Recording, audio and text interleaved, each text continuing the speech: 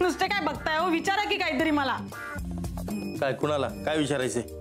मला विचारायचं. मी टेन्शन मध्ये तर विचारायला नको का? विचारा. आता तू मला दुधाकडे बघायला सांगितलंस ना, मी दुधाकडे बघू का तुझ्याकडे बघत बसू? बरं ठीक आहे, आता तू म्हणतेस तेच तर विचारतो. नलिनी काय होतंय तुला? हे बघितलंस का? ते असं विचारायचं म्हणून विचारतात ना, हेच नाही आवडत आहे मला. ना म्हणूनच मी कधी काही विचारत नसतो. आता विचारतोय माणूस एवढं प्रेमानं, तर सांग ना काय झालंय ते. तुला माहितीये सौमित्राच्या वेळेस मी यांना किती वेळा सांगितलं मला ना चांगले सिनेमे दाखवा हो, तर कुठले दाखवले?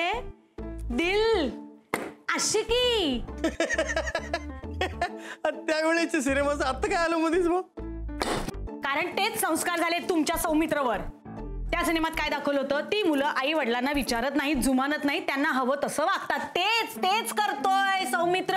आपल्याला जुमानत नाहीये, त्याला जे हवंय ना तेच तो करतोय. अगं पण त्यावेळेस बाकीचे सिनेमे सगळे खून हाणामारी असे. हा, खून हाणामाऱ्या तेच म्हणते मी. त्याच्यातले जरा 2-3 मला सिनेमे दाखवले असते तर काय बिघडणार होतं? म्हणजे ते संस्कार झाले असते ना तुमच्या सौमित्रावर. म्हणजे प्रसंगी त्याने 2 असे टोचे मारले असते आणि जाब विचारला असता. थोडी शांत राहा. हे बघा, मैत्रिणीच्या बाबांनी तुम्हाला काय सांगितलं?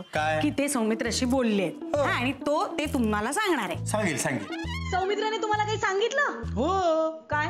नक्की असं काही सांगितलं नाही. हा, हे सगळं तुम्ही.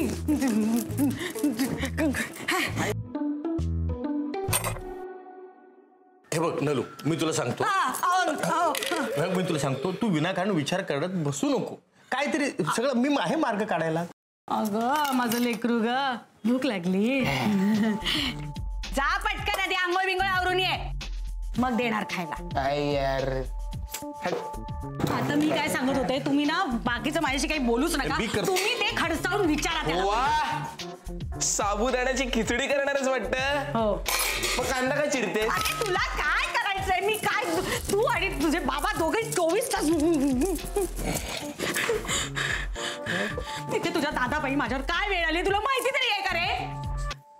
हे बघ, तू मला ओरडू नकोस. म्हणजे दादाच्या वेळेचं मला माहिती नाहीये, पण माझ्या वेळेचं मला माहिती आहे. म्हणजे माझ्या वेळेला नक्कीच तू मॅट्रिक्स वगैरे बघितला असशील. म्हणजे त्याशिवाय माझ्या एवढा असा ब्रिलियंट मुलगा तुम्हाला होणं शक्यच नाहीये.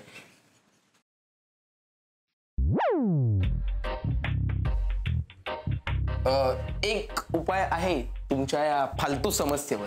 1 तास उपाय. आपण काहीतरी ना अभद्र.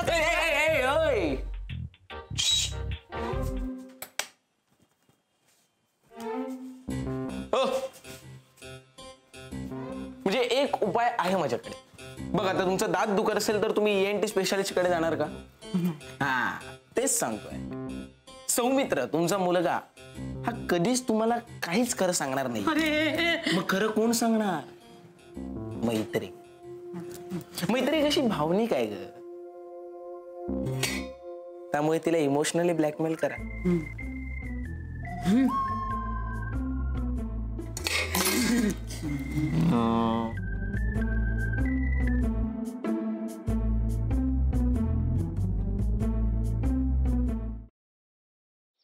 खरंच गाडी शिकायची यार, आणि मी रोज प्रॅक्टिस करते ना. प्रॅक्टिस काय तर प्रॅक्टिस करते, सांग तिला. क्लचवर पाय ठेवते आणि गाडी नुसती भुरभुर भुरभुर भुरभुर. इंडिकेटर लावा म्हणलं तर वायपर लावून ठेवते. गाडीचं स्टेअरिंग तर असं फिरवते जसं काय लहान पोरांची गाडी आहे. बासा, खूप झालं. मी तुम्हाला इथे मदत मागायला आली आणि तुम्ही मलाच डिस्करेज करू नका.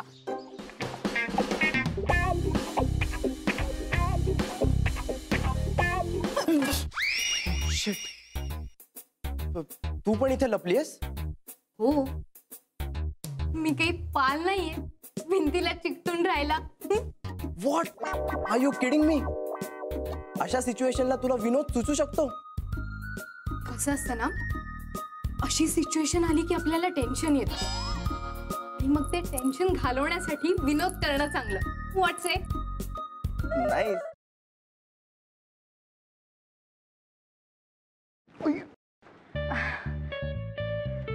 सॉरी. It's okay. हे एक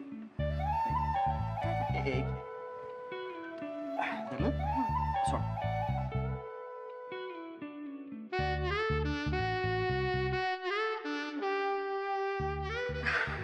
अरे थँक्यू. अरे त्या दिवशी ना माझ्या फ्रेंडचा फोन आलेला आणि ती अचानक मला बोलायला लागली की तिला कॅम्पिंग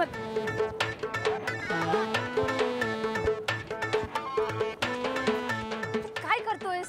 मी पळतोय. ह्याला पळणं नाही म्हणत, ह्याला जॉगिंग म्हणतात आणि ह्यांनी करून तुझी ढेरी कमी नाही होणार आहे. गपे, ह्याला पळणंच म्हणतात. मी असंच पळतो. तुला पळायचंय तर पळ. अरे पण तू का पळतोयस? अरे आपले मित्र आहेत ना, त्यांना विचारायचंय त्यांची युवागिरी काय आहे. वा, हो चल.